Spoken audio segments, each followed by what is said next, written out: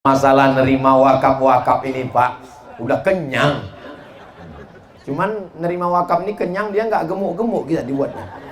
Mudah-mudahan insya Allah setelah selesai tausiah ini besok nggak berhenti bunyi telepon Ketua Majelis Ulama Indonesia, Ketua Basnas mendapatkan telepon, masyarakat makin banyak berzakat, berinfak, bersedekah. Apalagi di Majene yang gajinya 5 juta ke atas, langsung duitnya dipotong atas, selamatlah dia dari makan zakat. Yang 5 juta ke bawah karena belum sampai nisab, itu terhitung sebagai sukarela, infak dan sodako, bukan solawat. Sodako. Wahai kepala daerah, wahai bupati, wahai wali kota, wahai gubernur dari Sabang sampai Papua, kalau kalian mau meniru bagaimana Basnas hidup, datang studi banding ke Majene. Allahu Akbar. Saya kalau ceramah menggelegar di masjid, bayarlah zakat, bayarlah zakat, bayarlah zakat. Saya ketua, saya anggota tim sosialisasi zakat provinsi sampai 2000 berapa. Begitu saya tanya, gimana hasil perolehan zakat kita Pak? Mohon maaf Ustaz Somad, sejak Ustadz mensosialisasikan, menggelegar di masjid-masjid, ada peringkatan Pak? Nggak naik-naik Pak Ustadz. Tapi cukup dengan tanda tangan. Bupati nggak perlu tablik akbar, bupati nggak perlu khutbah, bupati nggak perlu ceramah, cukup dengan tanda tangan.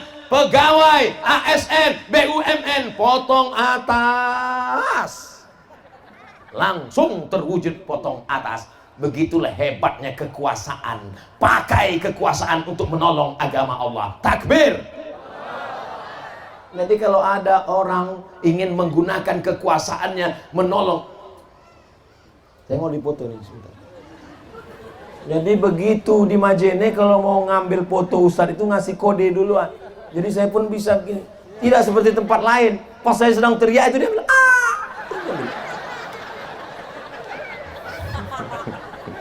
Masya Allah, tabarakallah. Satukan tekad. Semua yang saya ceramahkan dari awal tadi tidak akan terwujud kalau tidak ada yang terakhir, menjaga persatuan. Di mana ada gula, di situ ada semut. Di Majene banyak gula manis-manis, maka orang berdatangan, berbagai macam suku, satu Indonesia dari Sabang sampai Papua datang kemari. Siapkah orang Majene menerima berbagai macam suku, agama dan bangsa ini? Siap kita jaga persatuan? Siap jaga Majene? Siap jaga Sulawesi Barat? Siap jaga NKRI? Takbir! Kalau engkau satu agama denganku, kalau engkau satu akidah denganku, kalau engkau satu keyakinan, maka kita diikat dengan ikatan la ilaha illallah. Kalau engkau tidak satu agama, engkau bukan saudaraku satu akidah, engkau tidak Islam, kita diikat dengan satu ikatan Pancasila, Undang-Undang Dasar 45, NKRI, Merdeka. Ini kalau tidak begini kita menjaga, kita akan diobok-obok, kita akan dimusnahkan, kita akan dihancurkan. Belanda datang menjajah kita, bukan karena kita lemah, bukan karena kita tidak berdaya, kita kuat, gagah, perkasa, tapi karena kita mau diadu domba. Jangan mau diadu domba, karena yang diadu itu cuma domba. Domba yang diadu nanti disembelih idul, selesai. Saudara yang dimuliakan Allah Subhanahu wa Ta'ala, makanya tabligh akbar menjaga persatuan, Maulid Nabi menjaga persatuan, Isra Mi'raj menjaga persatuan, sholat di masjid menjaga persatuan, ikut pengajian majelis taklim BKMT, Badan Kontak Majelis Taklim, menjaga persatuan. Mau pakai seragam, mau nggak pakai seragam, yang penting jaga persatuan. Jangan nggak ikut ngaji karena nggak bayar iuran seragam. Jangan nggak ikut ngaji karena belum beli jilbab baru. Saya di dekat rumah saya, sore Jumat ba'da asar buat pengajian. Habis asar wirid yasin, habis wirid yasin tahtim tahlil, habis itu zikir, habis itu ngaji dengan Ustadz Somad, habis itu tanya jawab. Jangan nggak ngaji karena nggak bayar iuran.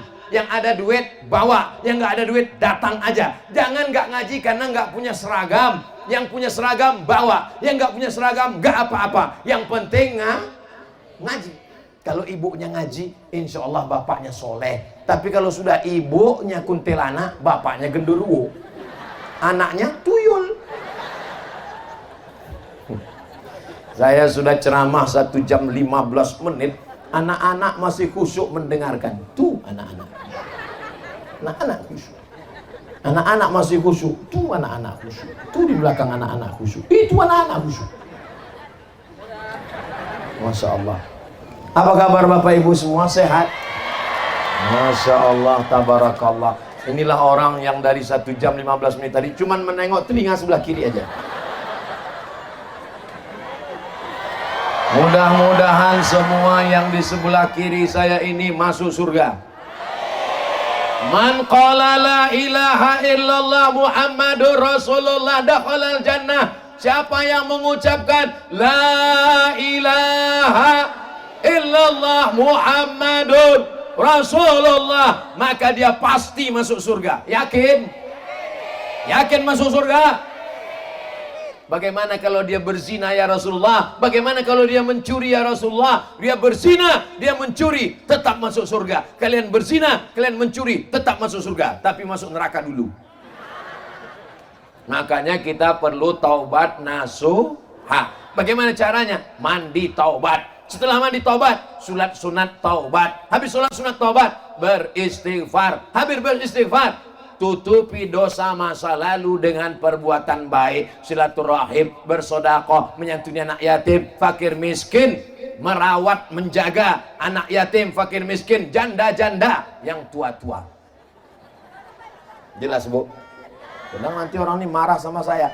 Bapak Ibu yang dimuliakan Allah Subhanahu wa taala. Tadi saya melihat anak-anak muda, rupanya anak muda di sini semua kumpul duduk di atas tembok.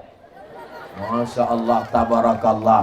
Mudah-mudahan ibu semua semangat, bapak juga semangat. Kalau ibunya rajin ngaji, kalau ibunya pakai jilbab panjang, kalau ibunya rajin berjamaah, kalau ibunya selalu menjaga persatuan, bapaknya juga insya Allah jadi baik-baik semua. Betul? Saya pernah tausiah ke satu daerah, bapaknya ini dulu orang tidak baik. Bajunya masih lagi gaya metal, baju celana jeans, baju setan. Gimana ceritanya bapak tobat? Saya ini tobat Pak Ustadz, dalam hati saya ini pasti karena ceramah Ustadz Somad. Gimana ceritanya bapak tobat? Saya ini tobat karena, ini pasti karena ceramah Ustadz Somad. Karena istri saya Pak Ustadz. Istri bapak ustazah? Enggak. Ibu rumah tangga. Terus apa yang dia bicarakan, apa yang dia omongkan, apa yang dia katakan sehingga bapak bertobat? Dia cuma ngomong 5 kata Pak Ustadz. Nanti kalau abang mati gimana? 5 kata yang keluar dari lubuk hati yang paling dalam, ternyata masuk ke dalam lubuk hati suaminya. Nanti kalau abang mati gimana? Jam 2 malam saya terngiang di atas bantal Pak Ustadz. Nanti kalau abang mati gimana? Nanti ibu pulang boleh bisikan. Besok pagi kalau suara azan masjid, hayya 'alas shalah, dia enggak juga bisikan.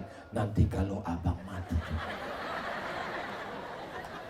Yang dari hati akan sampai ke hati, yang dari mulut cuman sampai MLM, multi level marketing. Mudah-mudahan ceramah Ustadz Somad malam ini sampai ke hati semuanya. Suami-suami yang belum sholat, dibukakan Allah pintu hatinya sehingga dia sholat. Yang udah kita doakan ramai-ramai, lebih dari 4.000 orang, 40.000 orang, nggak juga dibukakan pintu hatinya, mudah-mudahan terbuka pintu liang lahatnya. Lihatlah Pak, betapa sayangnya mereka pada suami. Nggak ada satu pun yang mengaminkan. Padahal kalau di rumah, apa kata dia? Suami macam kamu nih mati pun nggak apa-apa. Kalau kau mati masih ada 10 lagi yang akan meminang aku. Tapi sebenarnya itu hanya di bibirnya saja. Di hatinya mereka sangat sayang. Betul, Bu? Masya Allah, luar biasa. Orang Majene ini sangat sayang kepada suami. Makanya kalau ada ibu yang selalu nelpon bapak dan bapak merasa terganggu, istri saya ini nelpon terus, sedang di mana? Pulang jam berapa? Sama siapa? Kunci motor mana? Duit mana? Gaji mana? Itu tanda ibu masih sayang menyelamatkan bapak dunia akhirat. Betul? Siap nelpon terus, siap merepet terus, siap melanjutkan. Habislah kalian Pak. Tapi kalau ibu sudah mulai diam, nggak ada peduli sama sekali, datang orang melapor, tadi kulihat suamimu bonceng anak gadis orang. Ya biarlah, nggak apa-apa. Suami yang baik memang mesti berbagi. Siap? Ini adalah orang baik-baik semua. Kalau kalian bapak-bapak ada yang merasa terganggu, saya Pak Ustadz merasa terganggu dengan istri saya ini. Selalu nanya-nanya, pulang jam berapa, gaji kemana, duit kemana, kunci motor mana, kenapa lama-lama di warung kopi, kenapa main gaple, kenapa nggak pulang-pulang. Saya merasa azab sekali di dunia ini Pak Ustadz. Bapak yang takut sama istri, merasa azab di dunia, selamat Pak. Nanti kalau bapak mati, nggak kena azab kubur. Pas mau diazab malaikat, kata malaikat, yang ini nggak usah kita azab, karena di dunia udah terlalu azab sekali ya. Mudah-mudahan keluarga kita sakinah, mawaddah, warahmah. Lihatlah betapa lucunya anak-anak kita, masih kecil sudah dipasangi jilbab. Kenapa? Supaya dia terbiasa. Masih kecil dibawa oleh saya. Kalau melihat anak-anak kecil ini, yang ingat saya adalah dulu ibu saya membawa saya ke pengajian, Maulid Nabi, Isra Mi'raj, lomba azan. Ini biarpun kurus-kurus begini, juara 1 lomba azan sekabupaten antar SD. Masih ada fotonya. Mak saya menyiapkan saya, dipakaikannya baju koko, dipakaikannya sarung, diambilnya bedak, dikasihnya pakai air, diputusin. Saya dulu waktu kecil dikasih bedak pakai air. Kenapa? Biar supaya ketahuan kau udah mandi. Karena saya hitam, kalau tidak macam belum mandi muka saya. Begitulah. Jadi saya kalau ngelihat anak-anak, ingat anak saya, ingat ibu saya dulu. Kalau kita ngelihat anak-anak, ingat anak kita, bagus. Asal jangan melihat ibu-ibunya, lupa istri kita, itu yang bahaya. Bapak Ibu yang dimuliakan Allah Subhanahu wa taala, saya malam ini amat sangat berbahagia. Ibu bahagia? Bapak bahagia?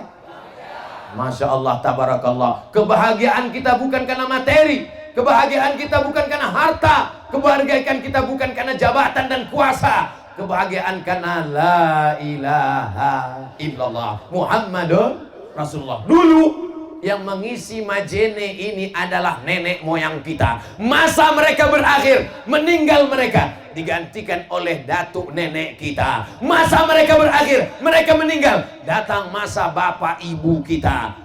Bapak ibu kita pun berakhir, mereka almarhum almarhumah. Bapak saya meninggal, ibu saya meninggal. Saya ini anak yatim piatu.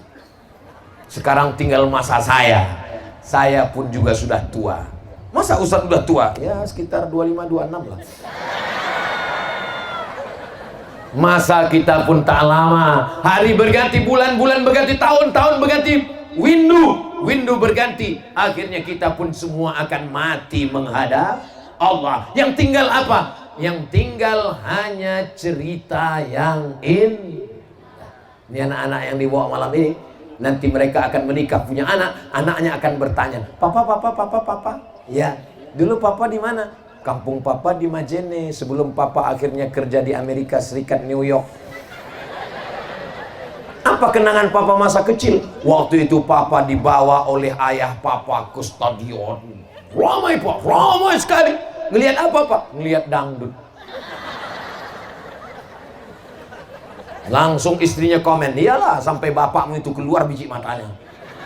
Tapi tidak begitu dengan orang di Majene. Apa kenangan masa kecilmu mas? Apa masa kecilmu bang? Waktu itu lapangan sepak bola penuh, sampai yang dia tiang-tiang gawang semua jadi kiper. Ada artis yang datang? Tidak ada. Ada dangdut dan metal selorok? Tidak ada. Acara apa? Pengajian. Siapa yang ngisi pengajian waktu itu? Almarhum Abdul Somad. Inilah jamaahnya. Saya cerita mati, dia ketawa pula. Mestinya sedih lah. Nah, akhirnya anak-anak ibu, anak-anak bapak mengajak istrinya dan anaknya mengirimkan Al-Fatihah untuk saya. Itulah kenangan baik yang ingin kita tinggalkan. Kapan zakat potong atas? Di masa bapak bupati. Kapan acara pengajian tabligh akbar? Inilah yang mau kita tinggalkan untuk anak-anak kita. Kalau masalah kaya, Karun paling kaya. Siapa paling kaya? Karun. Tapi belum pernah saya ketemu dengan orang kenalkan Ustadz, saya keturunan Karun. Kalau cerita masalah kuasa, yang paling berkuasa Fir'aun. Belum pernah saya ketemu sama orang kenalkan Ustadz, saya ini masih titisan Fir'aun. Nggak ada. Kaya tinggal. Tapi kalau orang baik, Masya Allah, Tabarakallah, sampai hari kiamat, sampai ke surga. Mudah-mudahan kenangan bersama Ustadz Somad malam ini kenangan yang baik semua, insya Allah. Selama lebih 1 jam, banyak kata-kata menyinggung perasaan, tidak berkenan di hati, menyakiti hati Bapak Ibu. Sudikah Bapak Ibu memaafkan Abdul Somad? Alhamdulillah, saya lebih baik minta maaf di Majene daripada mencari Bapak Ibu di surga nanti. Belum tentu ketemu, betul? Orang Majene ini masuk surganya bukan tanggung-tanggung, VVIP, very very important person. Amin. Itu doa kita semua. Ini kalau berdoa itu serius. Apa kata Nabi? Idza sa'altumullaha fas'aluhul firdaus. Kalau minta doa sama Allah, minta surga firdaus. Ini anak muda ada yang berdoa, ya Allah, aku tak sanggup masuk ke surga karena amalku tidak banyak. Jadi kalau gitu kamu masuk neraka, aku juga nggak kuat masuk neraka. Jadi kamu masuk mana? Ya di emperan surga aja enggak. Ilahi las tulil firdaus si ahla wala aqwa ala naril jahimi dhunubi mithlu adadir rimani fa innaka ghafirudz dzambil azimi. Dosa kita ini banyak sekali, dosa mata, dosa telinga, dosa tangan, dosa hati, dosa pikiran. Mudah-mudahan dengan berdoa bersama, doa saya untuk diri saya mungkin belum makbul, tapi doa bapak mendoakan saya, doa ibu mendoakan saya, insya Allah karena cinta karena Allah, dikabulkan Allah. Di akhir majlis, mari kita sama berdoa kepada Allah. Mudah-mudahan doa kita ini dikabulkan, diperkenankan Allah. Keluarga kita sakinah, mawaddah, warahmah. Anak-anak kita soleh dan solihah. Bapak-bapak kita yang diberikan amanah menjadi orang-orang yang adil dan amanah, sehingga pekerjaannya, jabatannya itu menjadi amal soleh, insya Allah. Allah jadikan Majene baldatun thayyibatun wa rabbun ghafur. Jadikan Allah yang kaya-kaya bayar zakat, infak, sedekah. Duit yang banyak dipakai untuk berangkat umroh tanggal 4 Oktober bersama Ustadz Abdul Somad bersama PT Madian, ongkos tanggung masing-masing. Ala hazihin niyah wa kulli niyatin salihah. Al-Fatihah.